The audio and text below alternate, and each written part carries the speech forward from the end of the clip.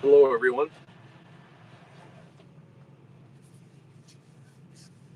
Uh-oh. There we go. I think we're There we unmuted go. now. Check. How's it going tonight, Chris? She's been a night. I was just settling down at the bar for supper and having a beer, and Tamara called. The roads have been absolute hell all afternoon. Freezing rain in Wisconsin, and then into Minnesota. Minneapolis, St. Paul was a whiteout with snow and horrible conditions. The only thing I was concerned about was getting good number one fuel in the diesel tanks, parking, and going in for supper. And then Tamara called, and I went, "Oh crap!" So I rushed back out to the truck here. So my apologies for my tardiness here. No, not at all. Well, like I said, I was starting to worry because I messaged you a couple times today and I never heard back. So, which is unusual for you. You usually poke your head in and out of the chat rooms there every once in a while. But I figured There's, obviously you're a busy guy.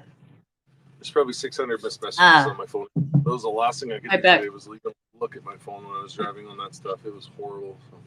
But It we're was a here. We're wicked safe. We're fixed. storm. Yeah, It that's is good. ugly. Yeah, a wicked storm. Like I was just saying before we went live, we just caught the outskirts of the storm here, but it was very windy. I've lost a lot of shingles. I know in Manitoba, the roads are all closed around the whole area. Basically, I think Manitoba's shut down. So I can't even imagine what you had to deal with today. North Dakota, I got a truck sitting in Fargo right now. They wouldn't even load the tractors today for the 4-wheel drive plant there. So he spent the day sitting there, and it was +7 this morning in Wisconsin when I loaded my case tractor, and the roads were decent all up until half an hour from the Minnesota border. And then the rain started, and it rained hard. So yeah, Wow. North Dakota was pretty much shut down today. Minnesota's in a storm watch.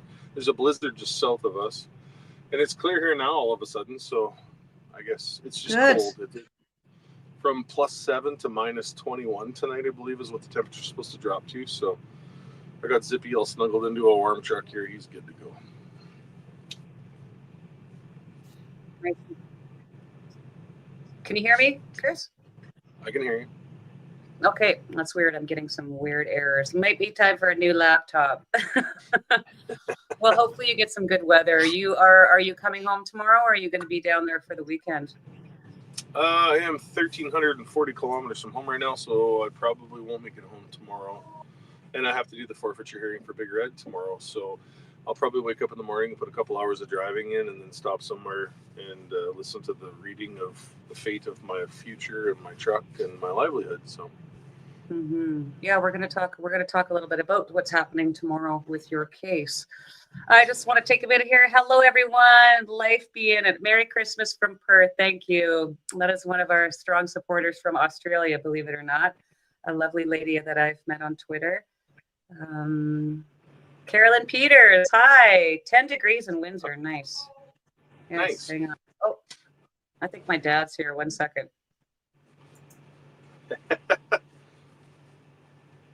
Stan the man. Stan Sorry, the I'm on my man. iPad. He's probably gonna make an appearance. I just heard somebody yelling my name upstairs, so it's my dad. The All amazing man, Mr. right. Keith Wilson, just reposted the stream. Thanks, Keith. Yeah, that's right. Hang on. Hello from Michigan. Hi, Lisa from Michigan.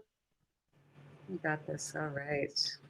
I just I pulled think into my dad's Clearwater, bringing me a Minnesota. turkey. He's gonna come for Christmas, so he's obviously just dropping off the turkey. Nice. I just met So a guy in the parking lot here. He's from Indianapolis, Indiana. He just walked across the parking lot just to say hi, shake my hand, and say follow you on TikTok, and stand behind you guys. So Aaron is his name. It's good to see him. amazing. It is. It's really quite overwhelming and heartening the support that we have. And even I posted about the hearing tomorrow today, and it's all just messages of support and love, and people are watching. I think the whole world is watching this. What's I can't happening believe here? we're at a spot right now. Doesn't it kind of hit you? It hits me every now and then where I'm just kind of driving. I woke up this morning and I thought, why are we living through this right now? The government wants to take my truck because, like, it floors me that we're at a spot right now. I got a message from somebody the other day, and he said, "How do you keep your composure? Why are you not angry and bitter?" Well, honestly, I thought about it, and I'm like, there's too many people watching right now. For me to show anger or bitter would be a show of, I don't want weakness, maybe, and I'm not weak in any sense. I will stand my ground right till the end. And this truck is something that I will fight literally to the death for. It's that attached to me as a thing. So it has no, it has the resemblance to Freedom Convoy, of course, that it has for so many people. But for me, it's been my life for 22 years, this truck, and I still run it. I talk to it. Hi, Dad. Hi. My dad's here. Hi, say hi, Dad. We're just doing our show. Hello, everybody. I don't know if you can hear. This is my dad, Stan McBurney. McBurney. Some of you may have. Him and my mom actually led the convoy out in their pilot truck when we left here. So I think you're just dropping off the turkey. Am I right? It's on your cover. Oh, thank you. So love you. And I'm out of here. Okay, sorry I can't visit. Yes, no. That's all right. I'm busy. Okay, talk to you later, Dad. Everyone's saying hi, Dad. Yes, he is. Yes, he is. Yeah, he has a turkey for me, so we're gonna cook his turkey on Christmas Day. Oh, St. Thomas, Ontario. Wow, amazing. Nice. Well, I just want to say thank you all for joining us on House Arrest tonight with Chris and Tamara, where we bring you our weekly updates. We are going into, or just finishing, I guess, week 10 of House Arrest. I can't believe how fast it's going by. Can you? It's been an ordeal. It's definitely been something. Yeah, it's been challenging, but it's been also rewarding as well too. So yes, that's right. For this well, as most of you know, I was gone to Manitoba for a couple of weeks. I had a new grandbaby born a few weeks ago. So, and we did talk a little bit about that, I think, in our chat that one day, just the challenges of getting all the scheduling done and all that kind of stuff. And but I was really grateful that I was able to go out and obviously spend that time with my kids and my grandkids. And it just sucks that they're so far away. And then, of course, some of you may have heard that I have been offered and gratefully accepted a position with Rebel News. We made the announcement today. So I have actually flown to Toronto last week too to attend some training and stuff out there. So that's been really exciting. Of course, with the job, we had to sort of run all that stuff by my probation officer to make sure that it was going to be something that I was going to be able to do. And again, so long as everything's meticulously scheduled and, we have,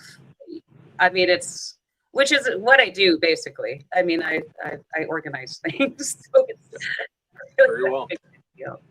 Yes, thank you. So yeah, it's going to be really nice to have a paycheck again. I'm very excited to be working, and obviously I've been a fan of Rebel News for quite some time. So this is like a dream come true for me. They are probably one of the only. Well, there's many independent journalists in this country that do an amazing job, but Rebel News is probably the highlight for being the most vocal, and it definitely shows.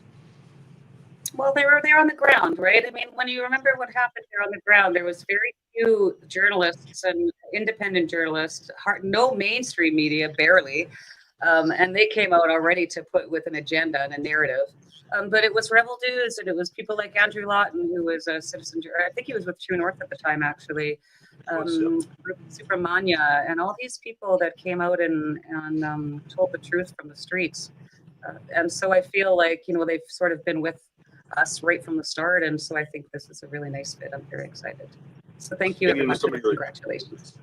Somebody like Andrew Lawton, who went from independent media, to now a member of Parliament, is the prime example of getting involved with something that, Andrew was with us there. He was one of the first novels that came out about Convoy and the information behind it. So we're proud of him.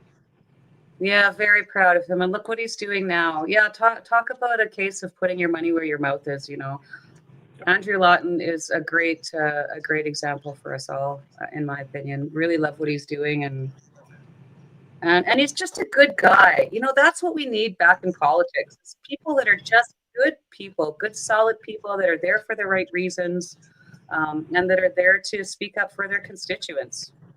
So kudos to him. And so, sorry, you're coming back to Canada tomorrow. Maybe we'll get to Ruby to queue up that video because we want to talk about what's happening in court tomorrow with your case. Actually have the bunk bed in the back right now down. Oh, what's a video? That's right. Ruby, did you make a video? Awesome. She did. I'm telling you, this lady, but I think we got to rewind. She's been helping me and piloting with me. So in the evenings we save our hotel costs. There we go. Isn't it ironic that 22 years ago today, November 26, 2003, I picked this truck up from Custom Truck Sales in Regina, brand new. I would like to take everybody for a little tour on my 2004 W900 Kenworth, the iconic Big Red. The seats are a little wore out. It is it's been my home for the better part of 22 years. I'd like to show you the collar of the dog Buddy that I had put down in this passenger seat, and I believe it was 2014. The dog traveled with me for the better part of 17 years. This truck has been my life and my family's life for as long as they can remember. We actually have the bunk bed in the back right now down because my daughter's been helping me and piloting with me. So in the evenings we save our hotel costs by her just sleeping up here and I sleep down on the bottom. The kids were literally babies when this truck was new. My son was 7 months old. He was the first one in the passenger seat. And they were raised in this truck and around this truck. They are the ones who named it the Big Red Truck. And then that name stuck from there. And iconically, it is now, it's a piece of history. And the Crown wants to destroy that because of that. So ask yourself in history, what government in the past has done that same thing? Yeah, I think it was China under communist dictatorship. Good job, Ruby. Good job. I think you're absolutely right about that, Chris. Yeah, great job, Ruby. So tomorrow, Chris, do you want to tell everyone what's happening in court tomorrow? I don't have a link yet for it. I assume that you don't yet either. I don't yet. No, I'll share it. Well, it might be on my phone. I missed a lot of messages, but yeah, probably 10 o'clock Eastern time. We will go be in Zoom trial. I'll probably be close to Fargo, North Dakota by that time. And the judge will rule on the summary dismissal motion for the forfeiture of Big Red. Diane Magus, which is represented by, the Justice Center Constitutional Freedoms, has been my main backer on Diane right from the day one through the criminal trial through the forfeiture hearings. We brought Brendan Miller in to assist with CB Trucking and Jonathan's portion of ownership as well as my parents' portion of ownership. Most people, I get questioned on this every now and then, but after Convoy, my son Jonathan was 20 years old. Or 18, and he needed a truck, and I went to go get a truck for him to be part of the company, and I couldn't get a loan for that truck because the criminal charges on me, the $300 million lawsuit on me, and the fact that our bank accounts were frozen for so long. So what I did then was I sold Big Red to my parents. Legally, fair and square, bill of sale was produced, but with the terms that I could keep running Big Red, and it gave me the financial, freedom to then purchase Jonathan's truck. And so then we've got Brenda Miller in to represent my parents' interests, as well as Jonathan's and CB Trucking. Diane Magus is representing me. And Brendan's filed a dismissal summary motion, and we're going to hear that tomorrow. So he's given the courts enough case law, actions, everything that it basically ties. It should tie the judge's hands in saying that this is a frivolous claim, and then she tosses it out.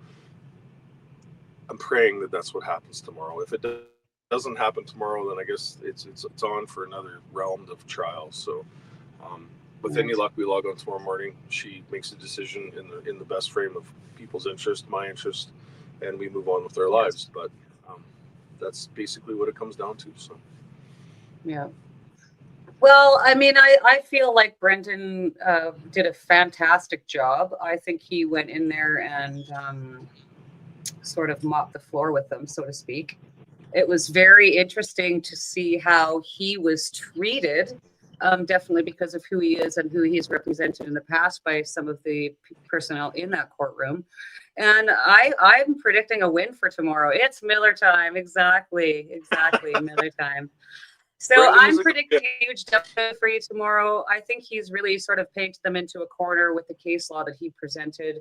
And again, I mean, it's so obvious, I think, to anybody that's watching that this is just vengeful, vindictive, petty, and spiteful. There is absolutely no reason for them to take and destroy that truck other than because they don't like what it represents. It has never happened. I mean, I think tomorrow's going to be good. Well, to Canadian Exactly. judicial history, this has never happened in Canadian history. Never has the Crown ever tried to seize an asset from an alleged crime committed 4.5, almost 5 years after the fact from a different province. And what did, like, we were led onto Wellington with Big Red. We parked it where the police told us to park it. You were in the cab of the truck with us when that happened. The truck sat in the turning lane of the Supreme Court for, what was it, 11 days or something like that. There was one empty lane to the left and 2 empty lanes to the right. It was not impeding traffic. When the cops asked me to take the truck out of downtown Ottawa, I took the truck out of downtown Ottawa and I parked it out at exit 88 on the east side of the city. And so for them to come after this, it proves how vindictive and evil these people are. Mm-hmm. I agree. And they're just trying to crush the symbol. I mean, look at what that truck represents to so many people. And I remember even during the convoy when we were driving across Canada and we were laughing about how the rig from Smokey and the Bandit back in the day was the most famous truck up until that point, up until January of 2022. And then I think Big Red surpassed that. But again, it's because of what it represents. And I can't remember who we were talking to the other day, but somebody said to me, even if the government was going to seize it, for example, I mean, why would they want to destroy it? Because this is actually, whether you approve of what we did or disapprove of what we did, it happened and it was a globally recognized event that is going to be in the Canadian history books. So, I mean, much like the evidence that the government is currently destroying about the Freedom Convoy files, I mean, why would they want to destroy it? Which is another thing altogether. I mean, that came out last week too, that they were caught deleting evidence. Well, there's cases before the courts regarding the freezing of bank accounts. We have some. I know there's other cases before the courts. So, I mean, this just can't continue. This just can't continue. You just don't get to cancel and erase something and wipe it off the planet because you don't like it. They've done that with the climate history, though. They've done that with whatever they choose to do. This government's been acting without accountability for, basically 10 years. And you go back to the reasons why Convoy was created in the first place. It was because government was acting without accountability. And I think I'm about to get backed into here. And these people make me so nervous out here. My gosh. Uh-oh. Do you need to take a minute? No, I just see he's look at his phone on his dash and he's doing a live stream right now. Okay, that's probably why you shouldn't be doing a live stream when you're driving. Can we get back to normal? Well, you are, but I guess you're not driving at least. No, I don't do that. Can we get back to normal drivers tonight? Like, there were some pretty treacherous road conditions out here. I wasn't worried about my driving. I can drive on ice. I can drive in snow and a blizzard. What I fear was the people slamming on the brakes that didn't know how to drive in this stuff. 4-ways. When you put your 4-ways on at 60 mile an hour down a highway, if you're scared, get off the highway. 4-ways are not helping anything. We're in trouble out here. It's evident. I can't even imagine. There looked like some carnage around Calgary yesterday. I don't know if you saw any of the footage, but there was 85 some vehicle pileups on the QE2 there for sure. Yes. But that's the mentality of drivers nowadays. They drive into a snowstorm without knowing what's in front of them at full speed. Jesus take the wheel is kind of maybe their motto. I'm not sure what it is, but it's ridiculous. I see it every day. Wow. Jesus take the wheel. Basically, it's the Carrie Underwood song. But. Yeah. Well, I think tomorrow's going to be a win. I'm really hoping for a positive outcome. I guess at the end of the day, if she denies it, you guys will be proceeding ahead with the forfeiture application hearings. And I guess the most concerning thing that I think was what the Crown prosecutor actually stated in one of your hearings, which was that even if this fails, if their forfeiture application that they filed in Ontario fails, and she does grant your request tomorrow, or denies their forfeiture application, that they plan to continue to pursue this, starting in Saskatchewan, starting by going to the courts in Saskatchewan to get into that jurisdiction. And basically, they said that they're just not going to stop at anything until they get their way, which is pretty. It's pretty hair-raising when you think of some of the cases that are getting thrown out in our courts today. Again, I've said this many times. This prosecution is a choice. It is a choice by somebody sitting in the AG office in Ontario, because they're letting all these other cases go, but they're choosing to continue to prosecute / persecute this case, and I think we all know why. So. And anyone from Ontario in the live stream right now, if you think Doug Ford's a good person, Doug Ford is in charge of the Attorney General's Office of Ontario, which is in charge of the forfeiture hearings. So it is definitely political. It's been political. And I've kind of come to the realization now that this is the hill that I will die on. And we have sat for over 50 days in a court of law for a mischief trial. We've heard some pretty outlandish things that have been thrown at us. You know, how many people did they have testify against us in trial with, you know, never having a personal interaction with any one of those people? Like the stuff that we've listened to in court for the last, 2 years is absolutely atrocious. It would make any, woke person completely melt down and cry in a split second. And that for us to endure that with a smile on our face and walk away with criminal charges and a smile on our face and walk away with 18 months of house arrest with a smile on our face, this is too far. This is my line in the sand. So I will fight to the death on this truck. And that's the clear fact on that. You have to stand for something, and I will stand for this. Absolutely do. Well, I think no matter what happens tomorrow, or even at the end of the day, I don't think that truck's I don't think they're gonna grant them your vehicle. I can't see it. I think there would be an uproar. I think there would be an uproar in Canada. And maybe I shouldn't say this, but I would hope so. I mean, we can't start setting that precedent where, 4 years after the fact, you can just walk in and steal somebody's property and livelihood. But I mean, we just watched what happened at the ostrich farm. So we definitely know what these people are capable of. Oh yeah, they'll stop at nothing to destroy anyone once, how dare you? This is it's dictatorship Canada is what it is. When you stand up against the government, when you voice an opinion against the government that doesn't go with the government narrative, they will put you down, and they've proven that time and time again. This is what they did to us in Convoy. They messaged to the media that we're evil people, and they ran with that. I still see that comment section on social media. You're a terrorist. You held the city. You occupied the city. It was an occupation. You tried to overthrow the government. That was nothing like what Ottawa was. I spoke with a guy in the truck stop yesterday in Black River Falls, Wisconsin, who was with us in Ottawa. He was there with a truck, and he said it was day and night, Chris. I can't believe how the media has lied to the people, and some people out there have chose to believe it. Yeah. I love this comment. Sorry, I want to bring it back up here for a second, Ruby, by Lone Wolf Sage. And it just says, can I bring that up there? Yeah. When they attacked Chris and Tamara, they attacked all of us. Yes. Stand together, divided we fall. And I just wanted to address that because I think that's a really important point. Chris and I are fighting for our lives in the courts, but I mean, that said, it really is going to affect everyone. Like the ultimate outcome of all of this is not just going to affect myself and Chris. It's going to affect every Canadian going forward that wants to demonstrate against their government or push back against tyrannical measures. I heard recently, and I think we were just talking about this, Chris, in Saskatchewan, there was a lady and a friend that were on their way to the farmers' protest a few weeks ago, and they were actually pulled over by an RCMP officer and told to turn around and go home unless they wanted to end up like Chris and Tamara. Yeah. And so this is the stuff that we can't have.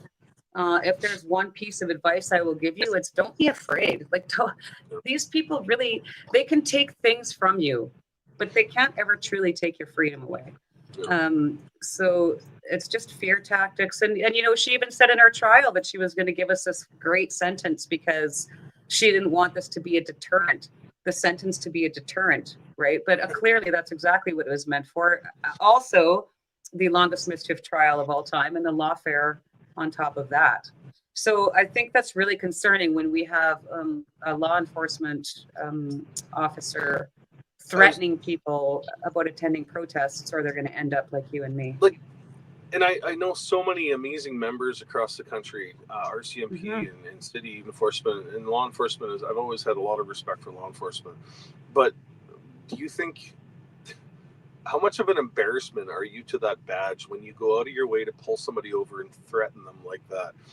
Is there a red and white swat, arm patch underneath the uniform there? Because it sure seems like it. This is, you're dragging other good members down when you take part in that sort of thing. And I wish people would wake up to that fact. You know, what side of history would you like to be on, the right side or the wrong side? Mm-hmm. Mm-hmm. Yeah, it's frustrating sometimes. I mean, you know, I think we all want to save the country, but you know, there's a lot of I'm listening to Sean Ryan's got an 8-series podcast that I just subscribed to, and it's really good. And it's basically all about psychological operations. And I would highly recommend. It cost me $26 Canadian, and I'm already on episode 5, and I would highly recommend it because when you start to see these things, well, Tom would know. I mean, Army Tom's in the backstage I see, so he can give us some insight into that for sure. But you know, once you start seeing the steps of a psychological operation or all the signs to recognize a psychological operation, it will actually blow your mind how many times a day that you can recognize these things happening even in our news cycle. So it's well, I mean, when we see it all the time, you know, we had the MPs that were trying to get into Gaza. And then you see all these same tweets talking about how these poor MPs were denied entry and one of them was assaulted, and it's just all text. It's just like they cut and pasted it all. So, you know, this is something I definitely recommend that Canadians learn to recognize is the signs of a psyop and propaganda, because once you see it, you can't unsee it. And it's just going to help you create some situational awareness as to what is going on in our country right now, because it feels like one ginormous psyop. It does. And they keep exposing themselves regularly. You know, I said that on Facebook today on a post, that they keep exposing themselves daily on the corruption. And when are Canadians actually going to have enough and stand up and say enough? Yes. Hi, Tom. Welcome, Tom Marazzo. How you doing? You had a week off. I'm good. How was it? I did. I had a great week. I was alone on the land and building my timber frame cabin kind of thing. It was an ordeal, I'll tell you. You know, pretty cold, pretty snowy. I had a great time, though. It was a lot of hard work. So, but it all paid off. You know, I got the hardest part done. Now I just got to close in the bunkie, basically, and start putting some furniture and a wood stove in there. But I built a septic system and everything for it, so I'm pretty happy about it. You know, it was a good use of my week off. Get my head back in the game. Yes. So yeah, sorry about my voice. Oh, not to worry. Yeah. Yes. You know, I was just out in Manitoba for those 2 weeks, just in the middle of nowhere, and I needed it. Just to be out in the trees and the fresh air and no people, no traffic, no people, no sirens. Yeah. Yep. Exactly. Yeah, I was listening. You're talking about the PSYOPs, you know, and a lot of people don't know that for a long time, the biggest budget of the United States military was their PSYOPs. Like the funding that goes into PSYOPs for the U.S. military, it's one of the biggest budgets they have. And there's a really good guy probably on the Sean Ryan show. His name is Chase Hughes. Yes, Chase Hughes he's got a great YouTube channel as well. Like you can watch him on his own channel, Chase Hughes, or on Sean Ryan. Sean Ryan's got a great podcast as well. But yeah, like it's a big thing. I mean, psychological operations, people have to be aware is that you have to start with what is the effect I'm trying to achieve, and then you reverse engineer everything around that. Like, this is what I want. This is my end goal here. How do I back it up and get all the pieces into place to achieve that? And so you always start at the end. What's the effect? And, you know, in a different circles, we call it effects-based operations. So slightly different than PSYOPs, but in a nutshell, you got to know what your end goal is, right? And the scary part is we don't ever get to know what the end goal is.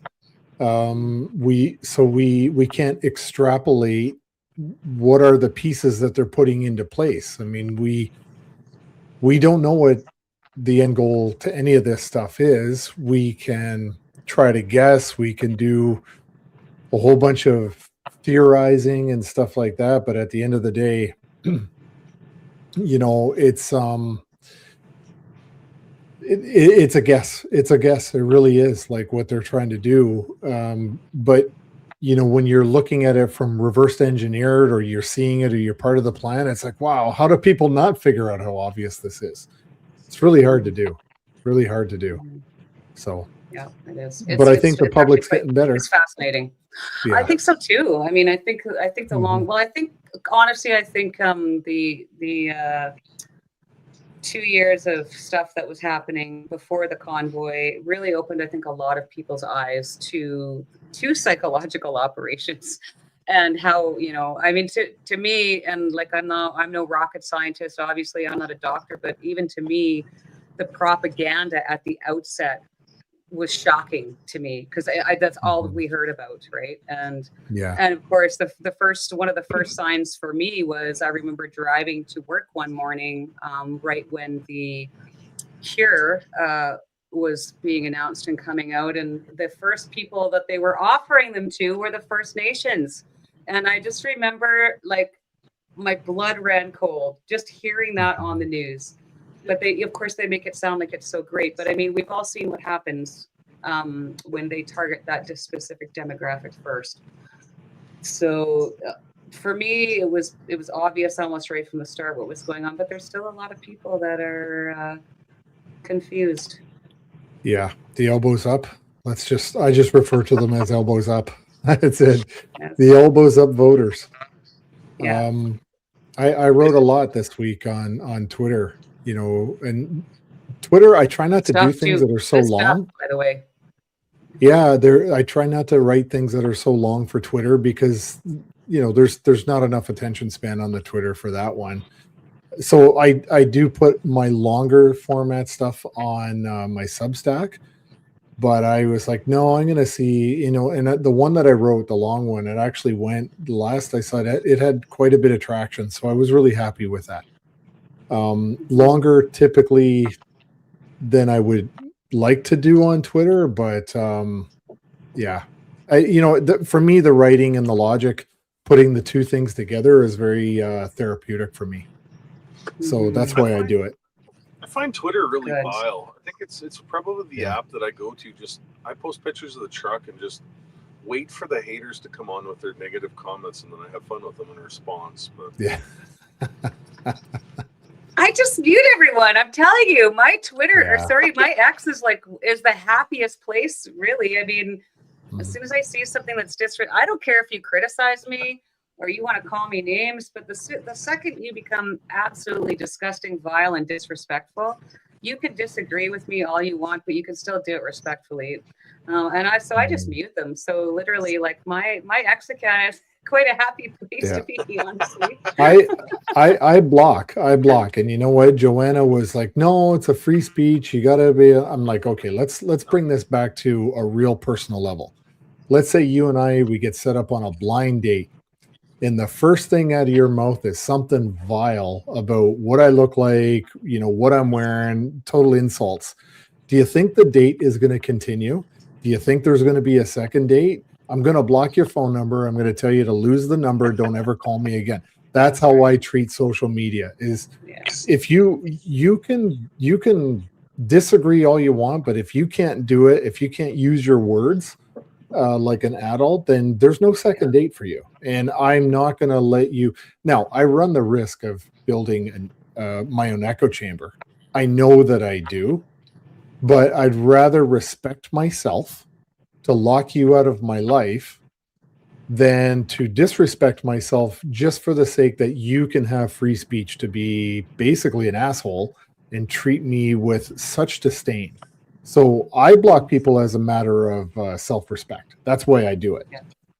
People on the line, sometimes I'll go mute if I'm not 100% sure, because sometimes I do get confused. And I've blocked a few people by accident, thinking they were attacking me, only to find out that no, they were actually agreeing with me and attacking the person that I was attacking.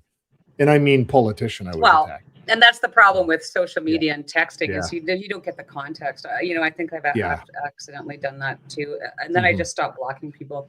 I did block a few right after, because as you know, I was blocked from social media for 2 years. So when I did come back on, I did block some of the people because I had no contact orders with them. And I ended up in jail over a picture with you. So, and people, wouldn't purposefully, well, some of them would, but people normally wouldn't purposely tag all of us in something. But, you know, if they did, I had to untag myself really quickly because, you know, so rather than deal with that, I just blocked them. But you're right. I mean, and that's why I mute people now. I don't block, I just mute, but it's like, I wouldn't tolerate you abusing me in real life. I'm not going to let you do it in this circle either. Yep. So, Yep. totally And you'd never say that to my face unless you're Dina Oh, Sharif. right.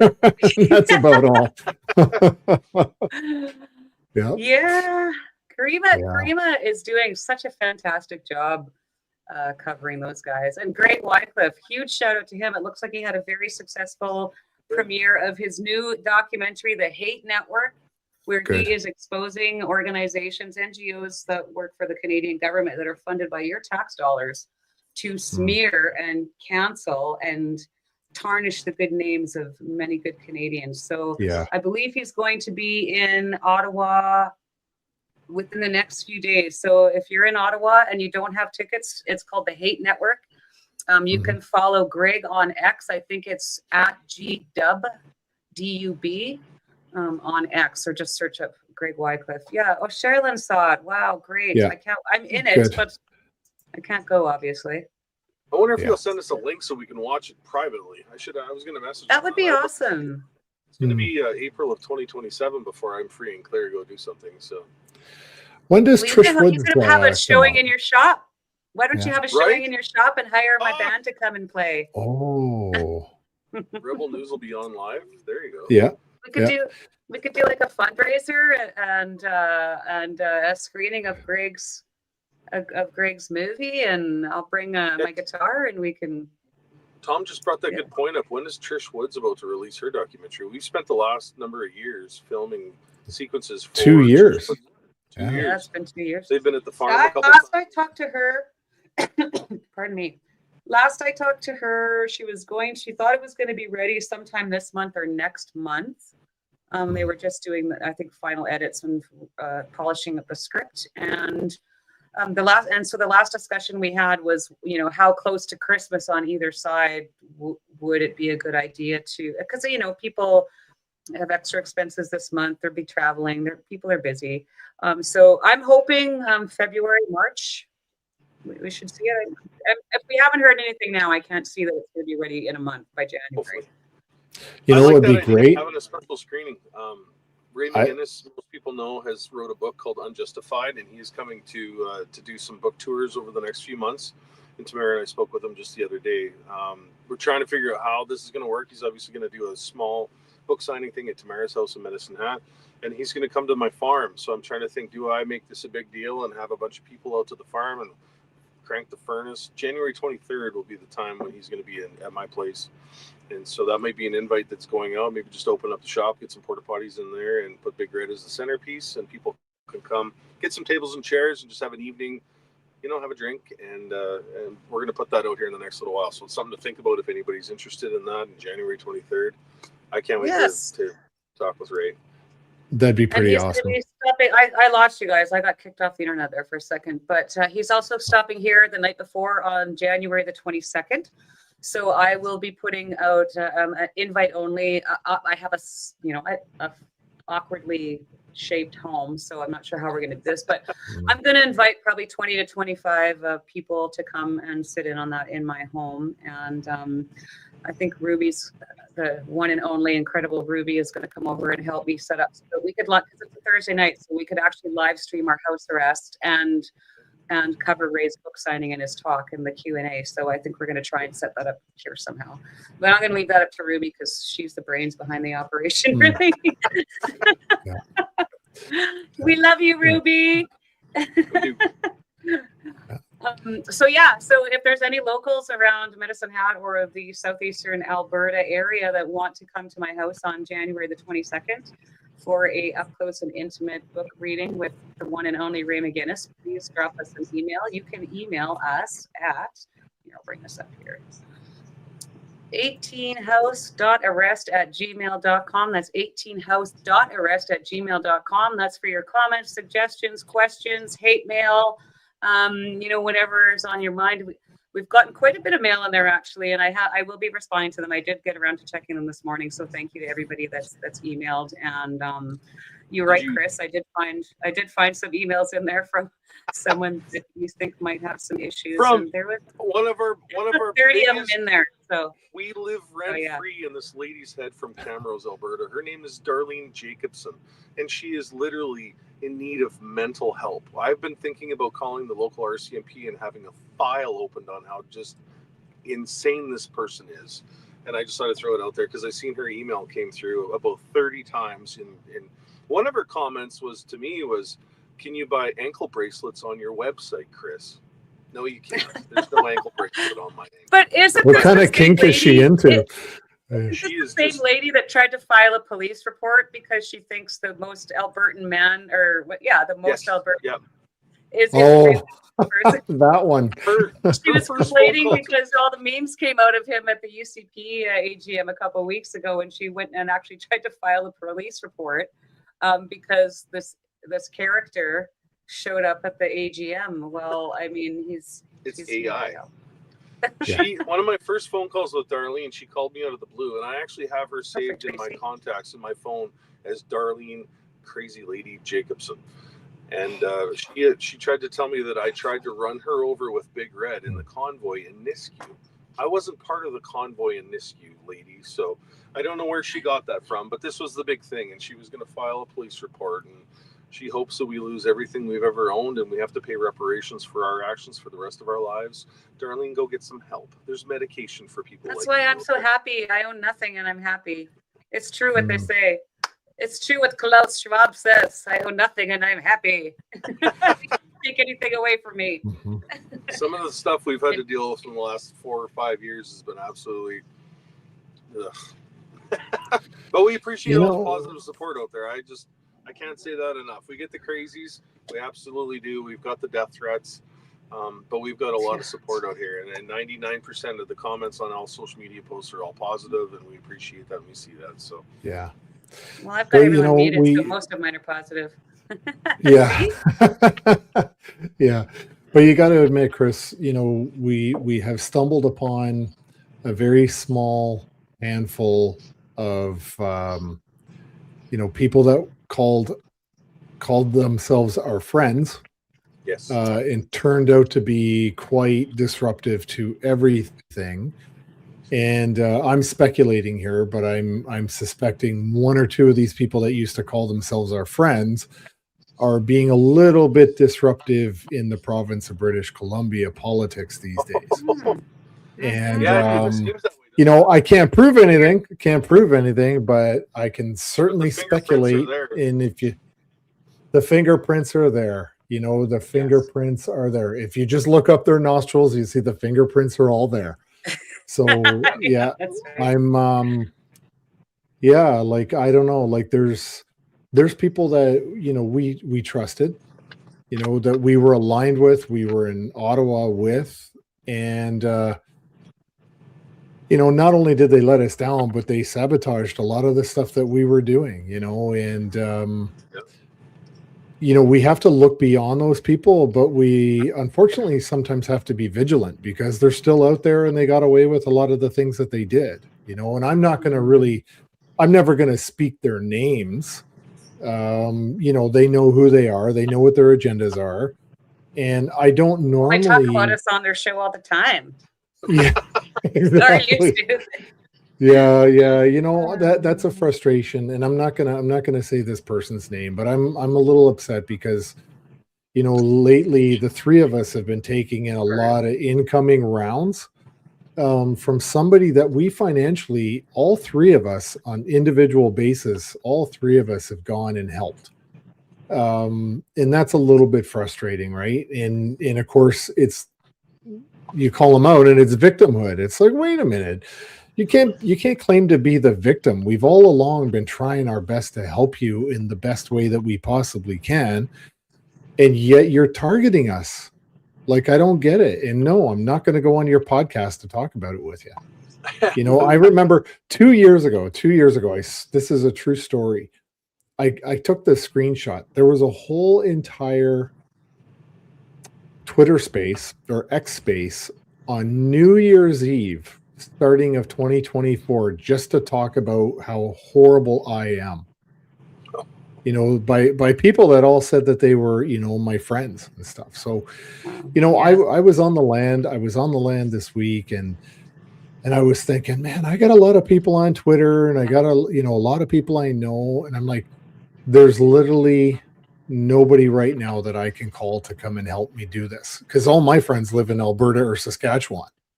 You know, like I can't just call up people and say, hey, can you help me just for a few hours? I can't do And that. we would if we could. I know. You know that. Yeah. Yes. All my Alberta and Saskatchewan friends, they'd be there in a minute, but I can't. There's like, I don't have that network in Ontario, and I was born and raised in Niagara Falls. And, you know, I have a couple of good friends that I'm still in contact with from high school, but they can't just drop what they're doing. You know, they have families and careers, but it's strange because, you know, I know, you know, my situation and my kid.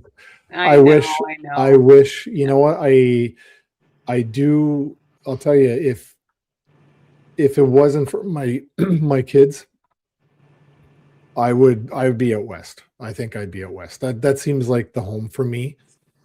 Same mentality, same support, same great people. Ontario, we just don't have. We don't have what you have out in the west. We just don't. I mean, there's a lot of great people in Ontario that see the world exactly the same way I do, and that's not necessarily the point. But they're my people. They're the same as your people. They are your people in Ontario. But, you know, look at Brian and his wife and everyone in Niagara. It's amazing. But yes, right. We're scattered. You know, you can't put 50 people that think like us in one room in Niagara right now. Maybe in Niagara you probably could. Yeah, that's a pretty. There's a great crowd in Niagara for sure. There really is. Yeah. I mean, that group down there is just is awesome. There's a difference about the West, and I've helped a bunch of people actually pick up and move Ontario and actually come out to the West, and there's a different mentality. It's life is a little slower in the West, and we actually have family and we have community, and I know that's the same all across the country, but it's just, it feels different in the West. It does. You know, I know Chris Stacy's out here. He came out a few weeks ago to go to the ostrich farm, and he's already, I asked him the other day if, you know, I said, what are you doing? And he's like, I don't want to leave. And I know, I don't know what it is. I don't know. I mean, because as far as I'm concerned, Canada was settled by like the strongest, you know, like the Europeans that came in here had to be strong. Because if you weren't, it was just, you died. I mean, the Europeans that traveled through Manitoba, the story about that is just unbelievable. But I mean, Canada was built by strong, resilient people.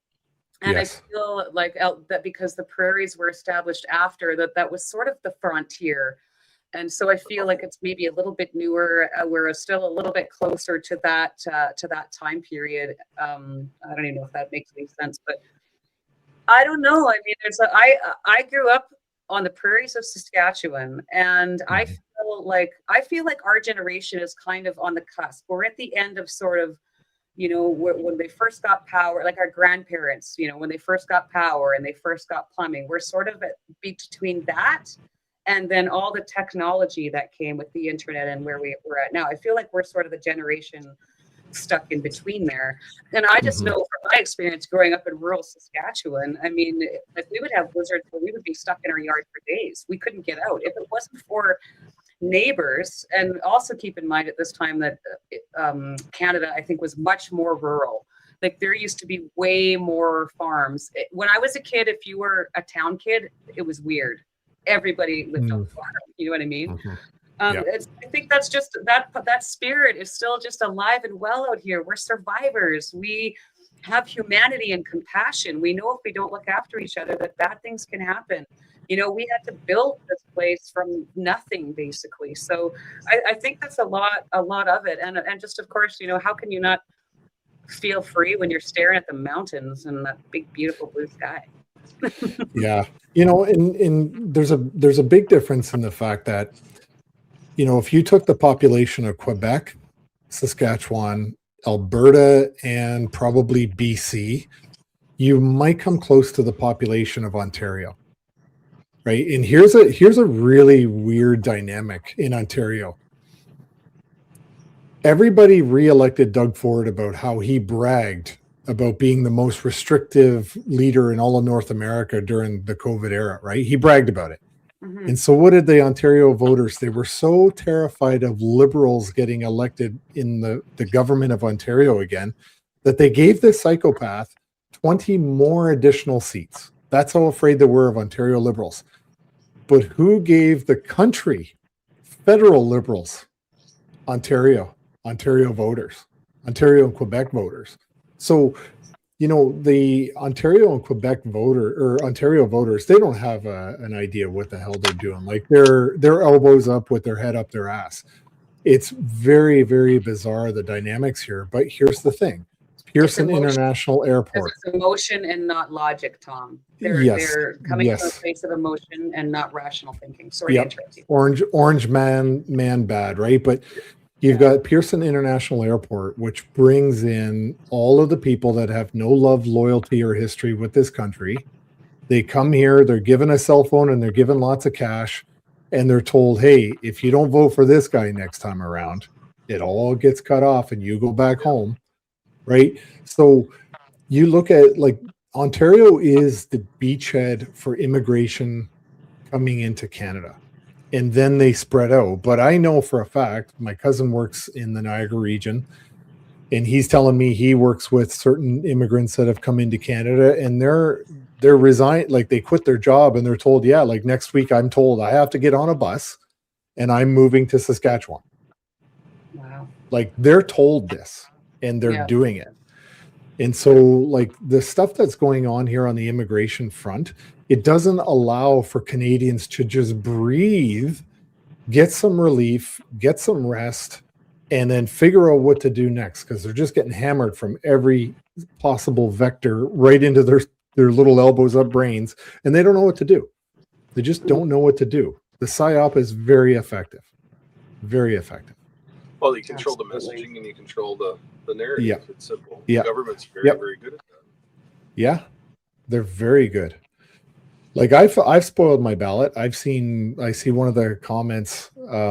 I have spoiled my ballot in elections because my vote is none of you are acceptable to me. I don't accept a single one of your parties or your platforms or your candidates, but I still showed up, spoiled my ballot, and it was counted. Right. But I still went through the motions, but none of you are acceptable. That's my vote. That's allowed. That's perfectly allowed, Yeah. Yeah. Agreed. So what's the Christmas holidays like for everybody?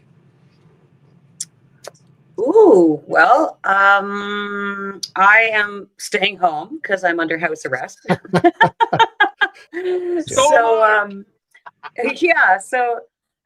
No, obviously with the new baby, my daughters are going to be staying in Manitoba for Christmas, and my oldest is going to head out there with the boys at the end of the month, and then my brother's having Christmas in Swift Current, so she's going to take the boys and head there. So it's going to be pretty quiet. I'm actually hoping to be visited by Chris Stacey and Mike Rood for Christmas Day, but that depends on if they can get out of Calgary. And I said it would be an honor for me to cook you guys a turkey dinner, because I can make a mean turkey dinner.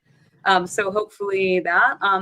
And we should mention that next Thursday night is actually Christmas Day, so we won't have a stream next week. And I think the week after that will be New Year's. I'm not doing anything for New Year's, Chris. Maybe we should have a house arrest New Year's party. I think we should. That's good with me. Early enough in the day. Let's think about that. Let's think about that. Let's actually think about that. That would be so, I mean, there's absolutely nobody else I'd rather hang out with, Tom, and you nailed it earlier. You know, we had a lot of really great friends at the beginning of this, or people that we thought were going to be great friends. But at the end of the day, I'm grateful that we've seen true colors. I'm grateful for the experience that we had with them and for opening my eyes, and even more grateful for the team that we really have now, because, you know, Chris and I were just saying last week, there is nothing that Chris Barber could do that would make me mad enough or angry enough that I would ever stab him in the back. I don't care what it was. I would walk away, have a great life. Thanks for everything you did. Yep. But you know, that's who I am. That's just who I am. And so, Yeah. I mean, I think we can, I can safely say that you guys know that I will have your backs for the end of time, no matter what. And I believe that you have mine also. So Yes. Yeah. And you know, like these are hard lessons to learn, right? Like we've all suffered them. You know, 3 Augusts ago, there was somebody that we all interacted with very closely who was threatening to have a citizen's arrest and abduct me and bring me before some weird trial. And it's like, I forgot about that. yeah, the person who intercepted the thing said, "You say that one more time, I'm going to call the police and have you arrested for trying to abduct somebody." You know, but you know, this started, I'll tell you a really funny story, and I'm just kind of shooting from the hip on this. I got a text from Keith Wilson over 3 years ago. It was about, I would say about probably the July after the convoy. I got a text from Keith Wilson, and he said, "Here, watch this podcast. This person's either talking about you or he's talking about me." And this person went on and on and on and on and on for the whole thing. And I'm like, when is this guy going to get to the point? Is this the guy that called you Hurt Locker Tom? Oh, yeah, I forgot about Hurt Locker Tom, but he is affiliated. He's affiliated, and he's been poking his head in BC politics a lot lately, heavily involved in that. But yes, the Hurt Locker Tom guy. And so he's going on and on his podcast about how, you know, he's trying to get the audience. It's all clickbait in his language, right? To say who sabotaged the convoy, right? We're going on and on and on. And so Keith said he's either talking about you or me. And it turns out he was actually talking about both me and Keith, right? Now, here's a funny thing. We fast forward, you know, to the next fall. We're all in Ottawa, and we're seeing testimony at the Public Order Emergency Commission, and Justin Trudeau is being, and this incident came up several times, and it's about your Twitter account, Tamara. It's about your Twitter. So this is the night before. Trudeau, so on the 13th of February, it's the night before that Trudeau invokes the Emergencies Act. That same night, the IRG, which is his immediate response group, is being briefed on a plan by the OPP to do engagement, to just talk to us, to engage with us. But we're all in a meeting. Me, Chris, you, everybody's in a meeting with the town. And that's the same day that the letters were exchanged between you and Jim Watson, the mayor of Ottawa. And so we go into this meeting, you know, my phone's off, everyone's phone's off, and the meeting ends and our phones all blow up. It's like, what the hell's going on? And everyone's upset. And because, you know, in the paper, Jim Watson put it in the paper, they announced the whole deal, everything. Trudeau was briefed on the fact that there was a pending deal. We had moved trucks out of the residential areas and up onto Wellington, which was what we were fighting for the whole time anyway. Yeah. And here's the funny part. The same person who went on and said that it was me and Keith that sabotaged the convoy, actually, because he had your Twitter login, instead of using his own name, took your account and posted, and I'm going to quote, "More fake news." I was looking it up while I was talking. "More fake news, this time from CTV News. No deal has been struck. The federal government has not yet lifted its mandates and passports. Do not watch fake news. It's bad for your mental health. This is completely false." Okay. That statement, that tweet that went out was briefed to the IRG. From Tamara's account. From Tamara's account. Yes. Yeah. Which there's no way Tamara could have done it because she was in the meeting with us. Yeah. Right. And she had put her name on the letter to Jim Watson that they published. The thing is, this person didn't use his own account. he used Tamara's account. So that tweet was briefed to Justin Trudeau. Okay. And I'm looking, it took me a while, but I'm looking where when Eva Chipiuk was cross-examining Justin Trudeau during the commission, he says that, and I'm quoting Justin Trudeau, and we were also advised that the agreement wasn't holding and that many of the convoy had decided it as fake news and not actually an agreement that they would abide by. This came directly from Justin Trudeau on the stand, sworn testimony, right? And there's like, this is one of our own people that stuck a hatchet right in our backs. Yeah, you know, and he targeted all of us, and he spent 2 years running around saying that it was me and Keith that sabotaged the Freedom Convoy. And the whole time, this guy, and by the way, this individual was briefed and was part of all the discussions, including he jointly made the decision by the Freedom Corps board to sign the deal with and put out the letter to sign the agreement with the city to move the trucks out of the residential and up onto Wellington. Well, and I think if you remember, I think if you remember, the best part, one of the best parts of the POEC in his testimony was when Brendan Miller had him under cross-examination. And so this gentleman, BJ, I'm just going to say his name because I don't care. Because people probably want to know how we got my access to my stuff. So there's a whole story there, a whole backstory that I'm happy to tell one day, but not tonight. But anyways, where was I going with this? So Benjamin was trying to make Keith Wilson look really bad by saying in this email, I think Keith had said something about this was really going to piss Trudeau off. And so Benjamin tried to make a big deal about this, all the while denying that he was in the meeting where we decided to do the deal with and where we signed the letter.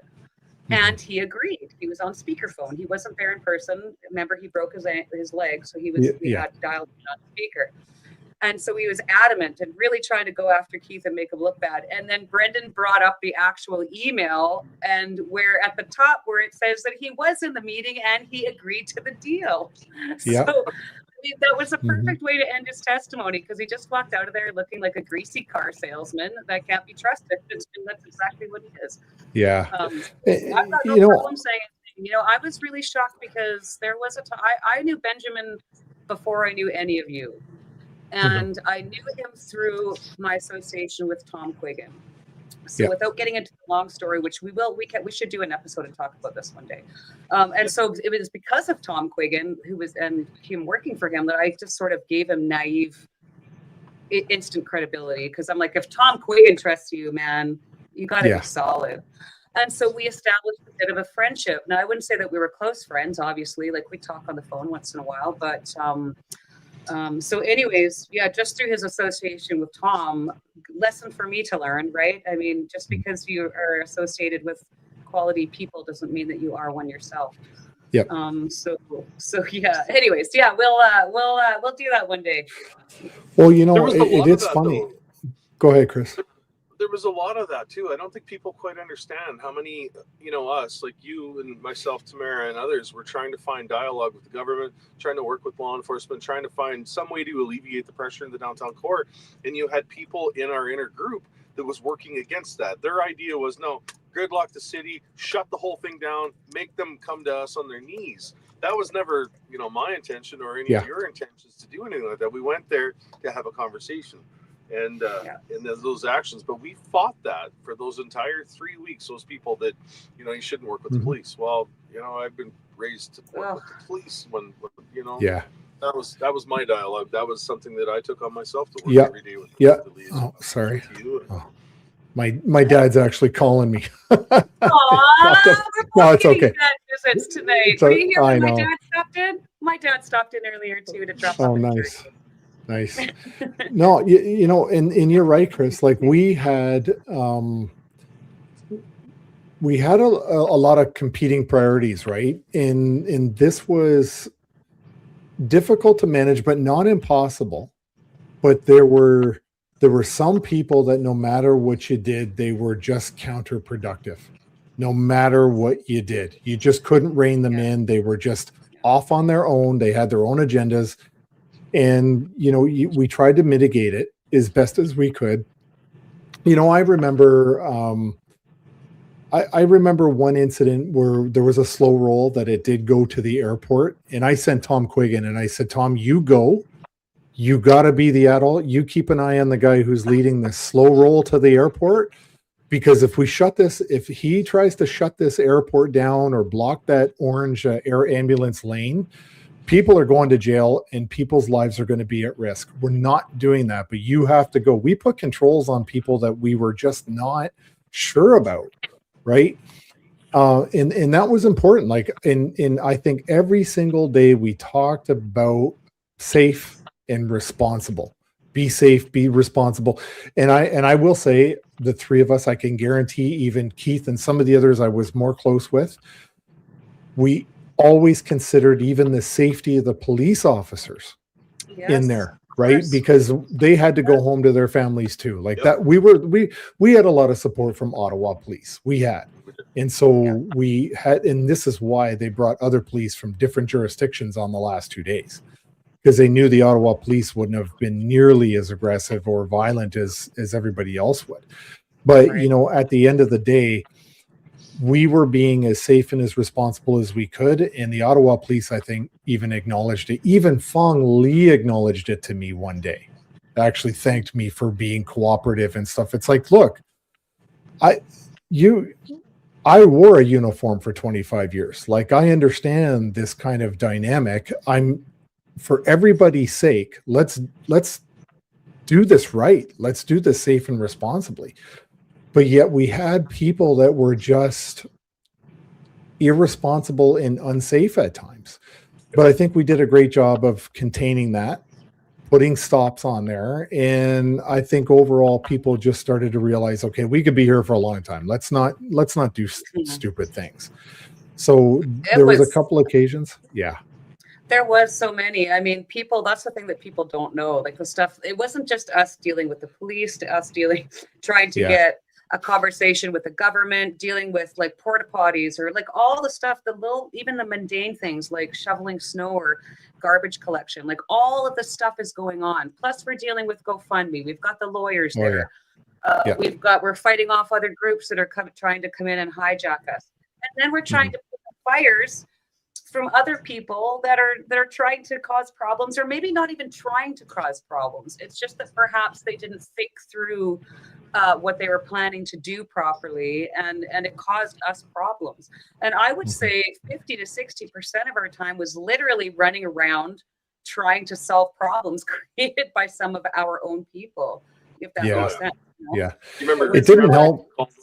We got called over to the hotel that one night to put a fight out between two people, two organizers that decided to start having a fist fight. In one of the, like, that's some of the backstory stuff. We kind of marched in there and you watched. People got to see angry Tamara that night. Oh, yes. Yeah. And you might be small, but you're mighty in your words when you're that up.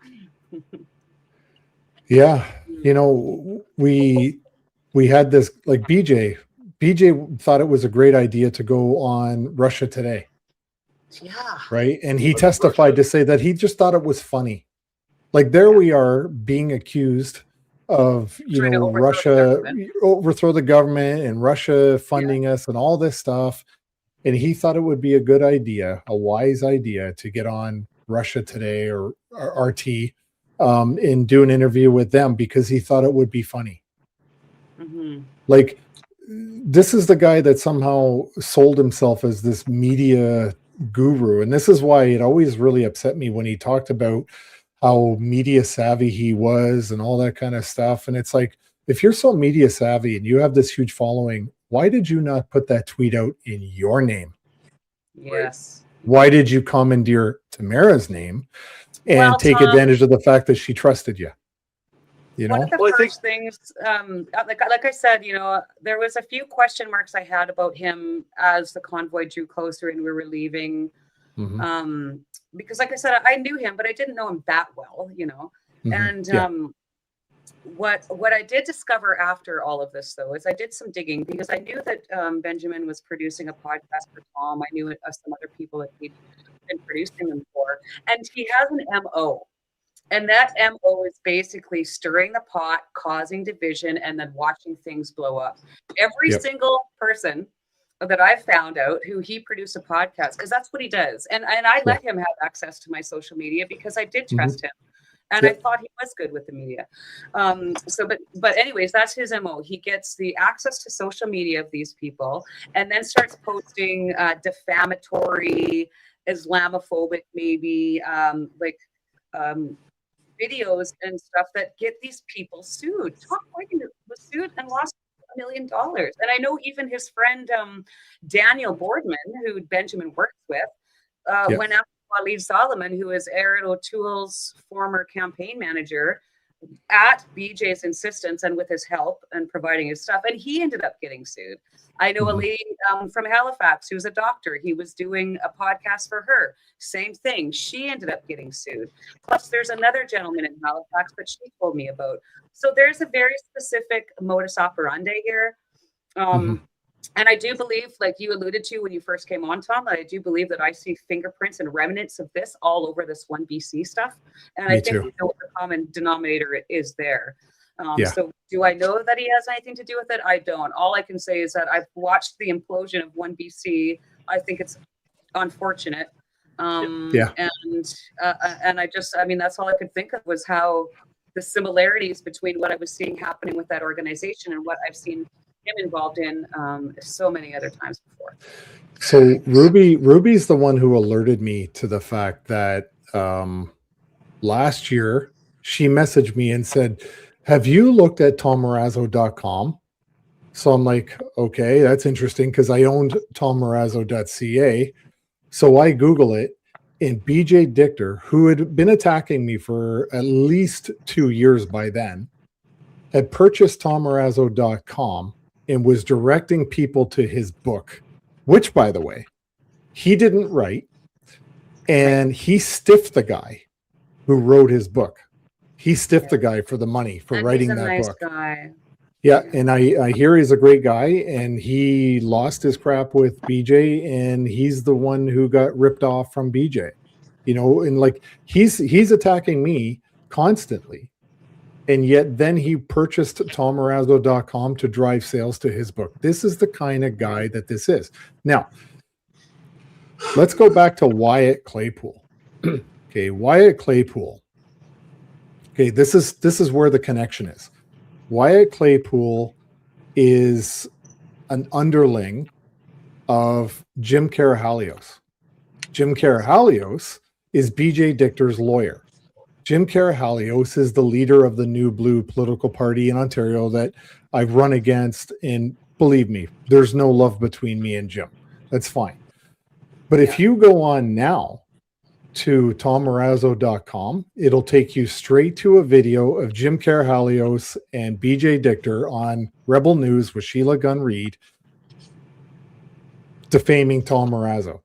It's cute, right to the point where they start ripping into me. I told Rebel, leave it on, leave it up. Yeah. I want people to see it. And at some time that I might choose to file a complaint against Jim with the Ontario Law Society, this is what I want to use as evidence, right? I haven't bothered because I just honestly I can't be bothered to deal with these guys. But you know the connection. So here's the thing: when they announced that Wyatt was now the new chief of staff to Dallas Brody, which I've spoken to Dallas. I like Dallas. You know, she's done some amazing things. When they announced Wyatt, you know, the documentary that they put out, it's like 2 weeks ago, they won the Super Bowl. They broke all the records. And a week later, we hear Wyatt's in there. And then a week and a half later, the whole party's ripped to shreds. And now the Super Bowl team that just won and broke all the records just fired their quarterback and head coach. Like this is the insanity of it, right? And who's the common denominator with this? Who has a long history of infiltrating organizations and then rotting them like a cancer from the inside out? BJ Dichter. BJ.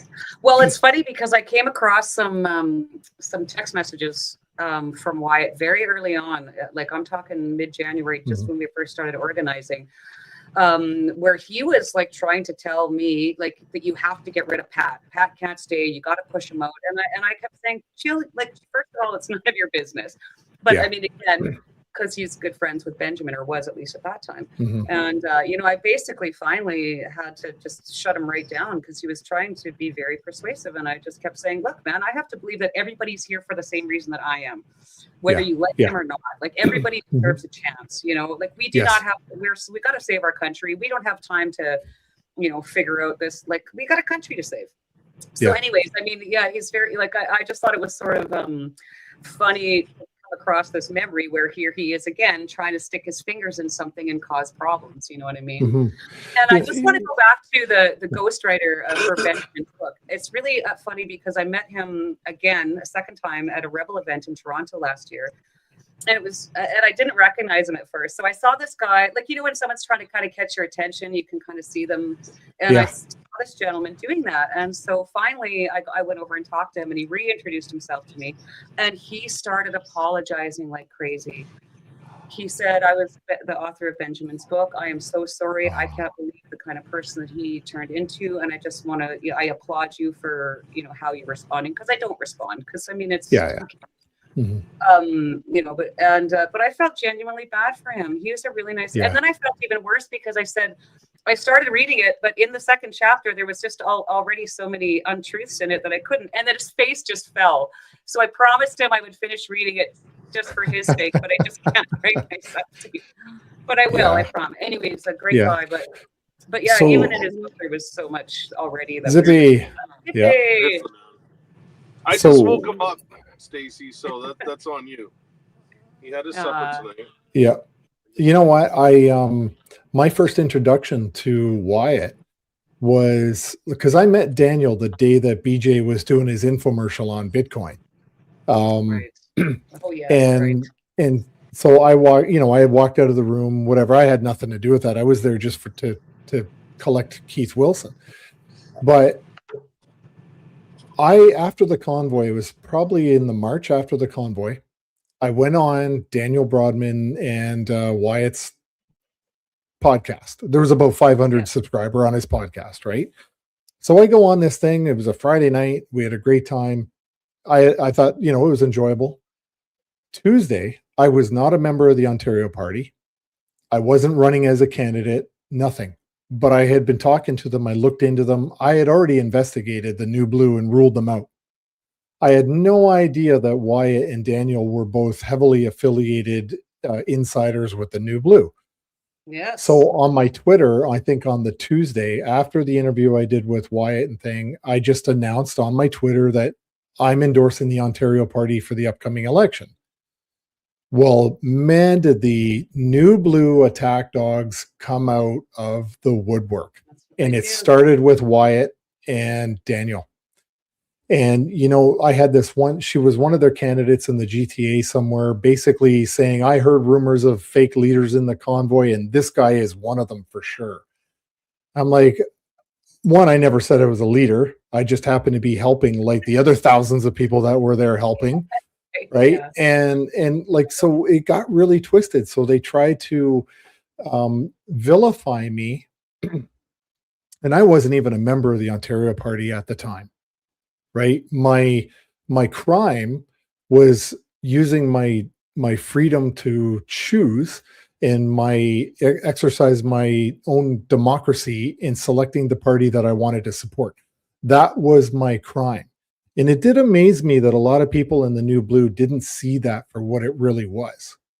Right. And like there was a lot of great people that ran in the New Blue. There's a really good people in there, but since then, a lot of people have woken up to how toxic some of the people in the senior leadership in that party are. Jack McClellan resigned from the New Blue because of the things that Jim Karahalios did, especially during the commission when he showed that video of me, which had nothing to do with the Justin Trudeau's decision to invoke the Emergencies Act. That incident that they showed at the commission was 6 months after the convoy. It was on Canada Day. And that's totally a Benjamin Victor move too, just to try and. It is. I mean, it's just so. It's just so. Do you guys feel that you know, when beginning a convoy, we were kind of all running around. Nobody really knew what direction to go. When the GCCF flew a bunch of lawyers in to help us out, Keith Wilson and Evan Chipiak were two of those main people that helped organize and try and get a little stability and focus and like a conversation going forward. And I think some people within, you know, the management or whatever it may be, felt very threatened by Keith Wilson coming in and actually having a say on that. Two people I can think of in particular that did not like his input because it took the distraction away from them and the control out of their hands. And the control wasn't going in the right direction under their hands. So and certainly for BJ, that must be who they allude to are our handlers. I'm assuming when you guys were talking that one time about our handlers won't let us talk to people. You're like, who's our handlers? I know. My handler's about Tom 11 pounds. He tells me twice or 3 times a day when he wants to be. Zippy, are you my handler? Well, sometimes Keith does feel like a dad.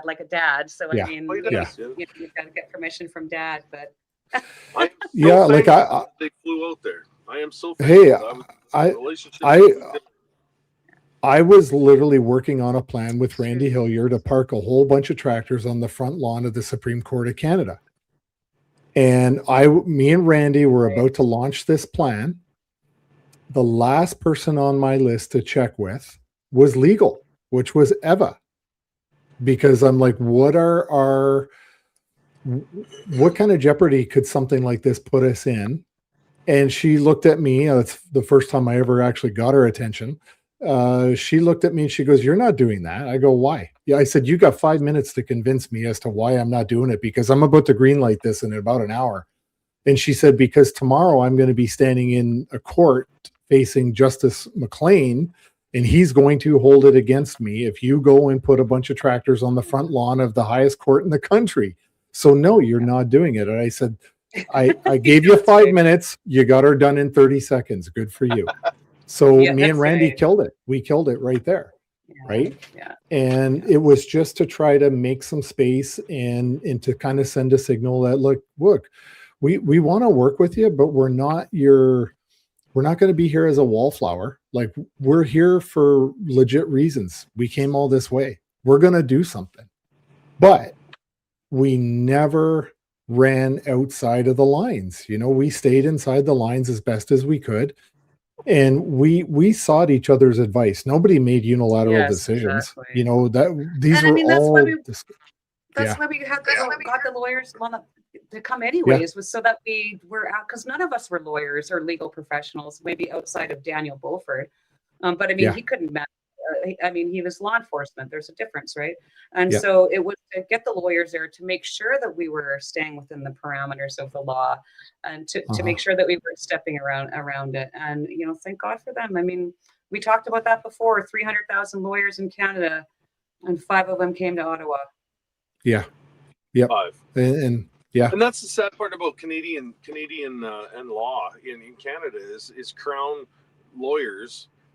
Our legal teams, like our lawyers in Canada right now, are almost conditioned to fear the government and do not question the government, do not try and challenge the government. You can do it to a certain degree, but it's got to be done, and we've witnessed that. Well, there's no separation anymore between the legislative and the judiciary anymore, basically. I mean, we have a judiciary full of woke judges that are literally just upholding woke policies and virtue signaling policies by our government. Hello.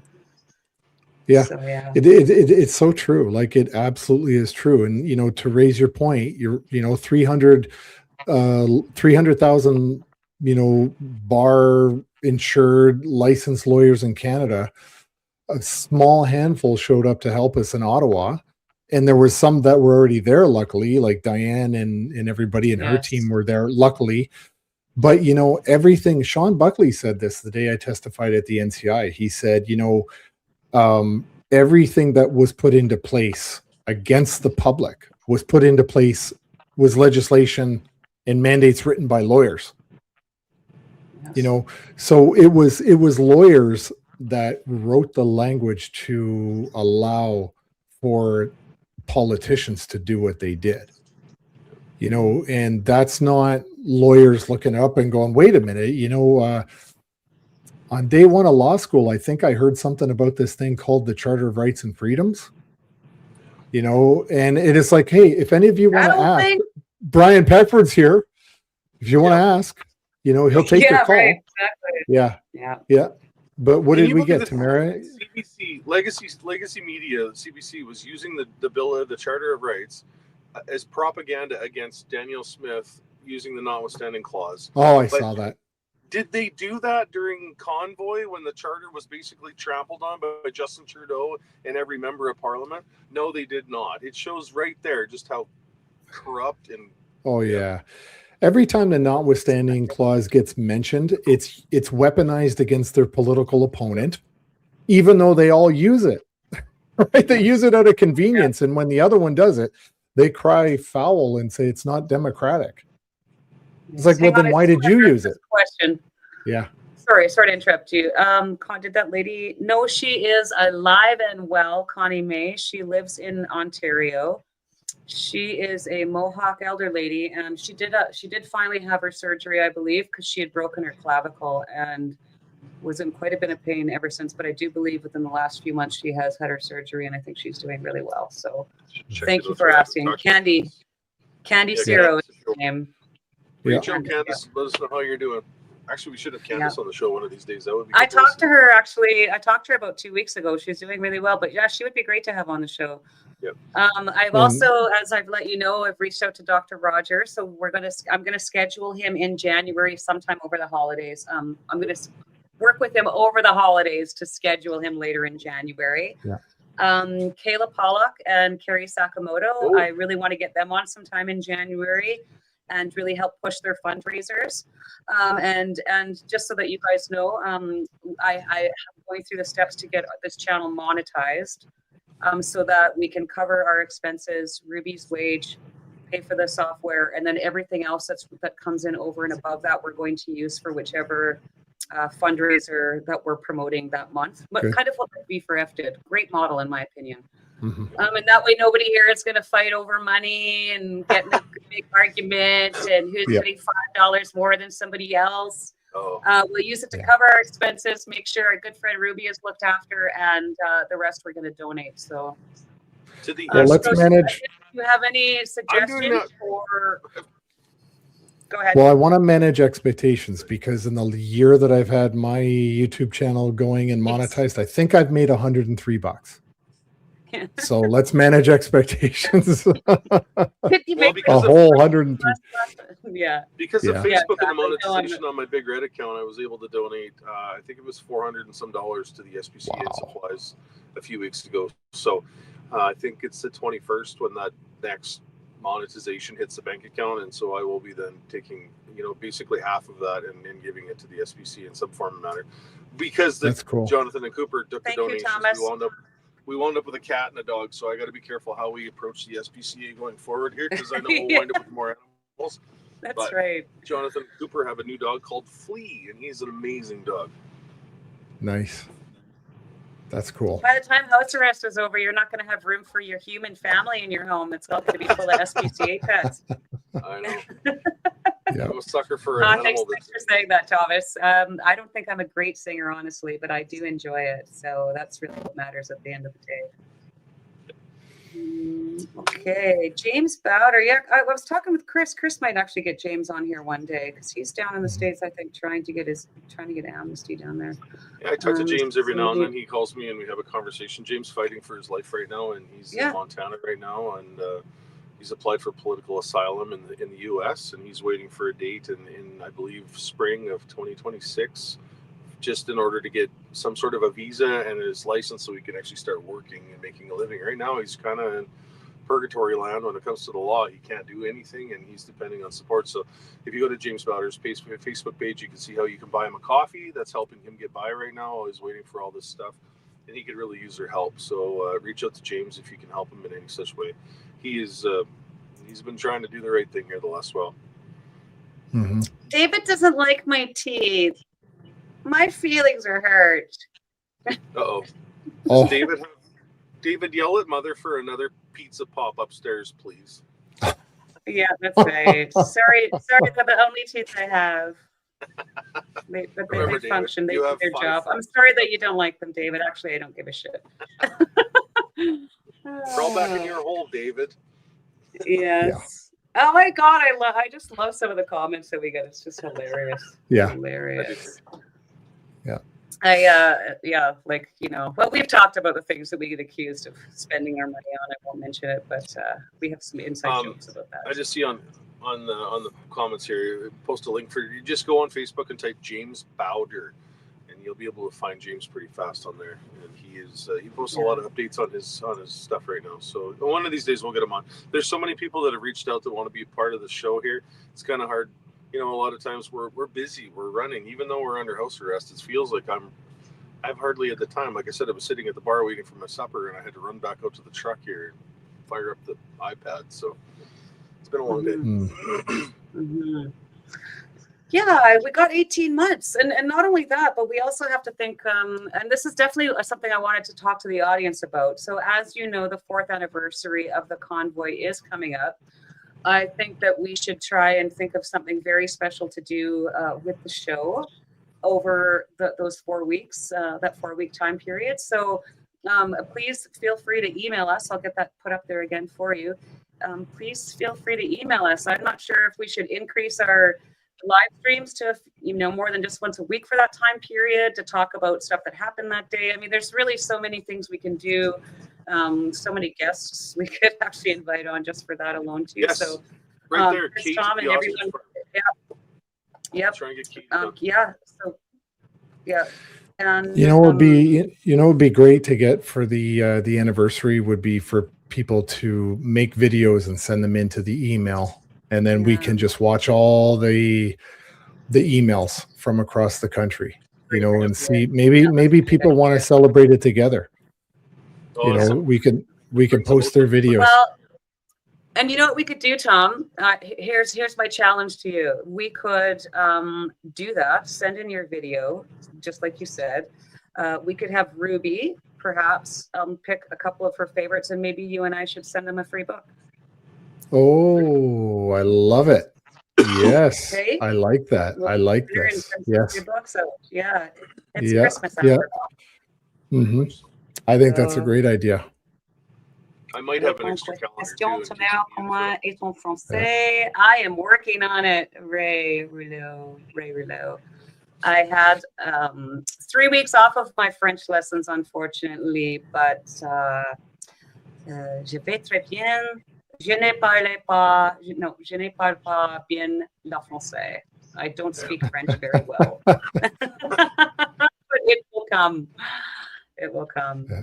Okay. Well, I'm gonna pack it up now, and I'm gonna head back in for my supper. So you go ahead. I'm just gonna hang out here and just say goodbye to everyone. And so you have a great night, Chris. We will please send me the link for tomorrow's hearing as soon as you get it, probably in the morning. And again, I'm sure everybody in here is thinking of you and sending their love and their prayers and wishing you good luck. I know you're gonna get a W tomorrow, my friend. Mm-hmm. Yeah, we need a win here. We need some awakening. Yeah. So this truck is. I'll be ripping through North Dakota tomorrow. Most of the time, I'll actually park for tomorrow. Usually, I just put the phone on the dash and the hands free and listen to the judge and the lawyers argue. But tomorrow, I'll actually park for it. So I appreciate all the prayers and all the thoughts and all the comments. My inboxes are full on everyone just wishing for the best tomorrow. So we greatly appreciate it from my family to yours. And I want to make sure everybody has an amazing Christmas out there next week and be safe, please. Enjoy your time with your families and keep it on the peaceful side. Yeah. Yep. That's right. Okay. Have a good night, Chris. See you, Chris. Yeah. And me, as always, I'm going to end up with go buy a book. That's a great gift for Christmas this year. The People's Emergency Plan. I write about it all the time, but the uptake I wrote this book to help as many people as I possibly could. And given the events that I don't even want to say the events from last week in Bondi Beach and at the university, because these things happen all the bloody time. So I wrote this book to help people for what is upon us. I just, it's a great Christmas gift for people. It's a workbook. It's not read it and forget about it and hope that you never use it. It's a workbook. So get it, and treat it like it's a workbook and treat it seriously. It will help you. The goal when I wrote this was to save as many people's lives as I possibly could. Doesn't mean about violence or anything like that. It's about emergencies, snowstorms, wildfires, floods, you name it. It's there to help you. It's a resource. And by the way, David Redman helped me, a lot. He was a big contributor to this. He was the former head of emergency management Alberta. And he wrote the preface to the book, and he was a big contributor to making it such a great and helpful book. So that's my plug for the book, to help people. I haven't read that one yet. I loved your first book, the People's Emergencies Act. You're the one who read it. Yes, yeah. It's the book really is well called done. And I think you talked about this one on Canadian Prepper, did you not? Yes, one of this my was the favorite book. all-time follows. Yeah, he was on Canadian Prepper talking about it. So check out that episode. Yeah, and the name of the book is called The People's Emergency Plan. Just type in Tom Marazzo in Amazon and it'll come up. I actually wrote 3 books now. Don't go to TomMarazzo.com though. Don't go to TomMarazzo.com. Exactly. No. Don't go to that one. Yes, you'll just see an awful human being. Yes. Oh man. So. Yeah, no kidding. Yeah. All right. Well, Tom, I think I gotta let my dog out here, but thanks for helping us out with the show these past few weeks. I'm looking forward to everything that we can do in the new year. Yeah. I hope you have a fantastic Christmas. And like I said, I think we should plan maybe something just a fun. Yeah. Have any plans tomorrow morning? We'll just set this up for New Year's Eve. Sure. I'm probably available, but tomorrow morning I'm going to pick up my marriage license. Oh, the big news. Yay. Yeah. Oh, congratulations. Wow. Thank you. Oh, Can't that's wait. amazing. Yeah. Yes. Yep. Yeah, it is. You. Very happy. Exciting. Yeah. Okay. You deserve it, Tom. You really deserve it. Okay. Yeah. I'm going to let you go, and then I'll just do a quick wrap up and say All Merry right. Christmas. Awesome. And so take care, Thanks, Tom. Tamara. Thanks for coming. Thanks, Bye. everyone. Bye. And I just want to say thanks to all of you for joining us again on House Arrest with Chris and Tamara. I just thank you for coming. Thank you for your support. Thank you for all the love and the prayers. Special thank you to David for noticing my beautiful teeth. And yeah, I wish you all a very Merry Christmas. I wish you all the best in the new year. We will not have a stream next week, but we will be back. I'll get it posted on all of our X and all of our channels so that you know. Anyways, just love you guys and take care. Merry Christmas.